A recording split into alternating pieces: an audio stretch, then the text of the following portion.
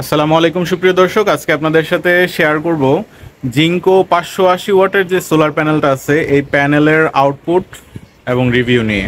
এই ধরনের 580 ওয়াটের একটা প্যানেল থেকে আপনারা অনায়াসেই একটা ফ্ল্যাটের কভার নিতে পারেন, অর্থাৎ একটা ফ্ল্যাটে ফ্রিজ বাদে যা যা প্রয়োজন হয় সবই চালাতে পারবেন। দুইটা ফ্যান, টিভি, অনেকগুলো লাইট সব চলবে এই 580 ওয়াটের একটা প্যানেল থেকে।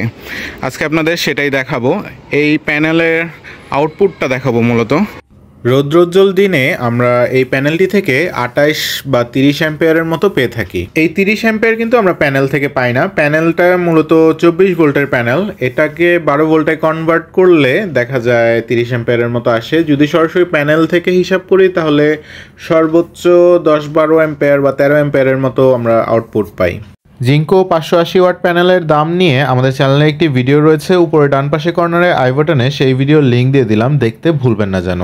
এই একটি মাত্র সোলার প্যানেল দিয়ে আমার পরিবারের বিদ্যুতের চাহিদা মেটানোর পাশাপাশি আমরা একটি ডিসি রাইস কুকারও ব্যবহার করে থাকি, যার ফলে আমাদের গ্যাস সিলিন্ডারের বিল অনেকটাই বেঁচে যায়।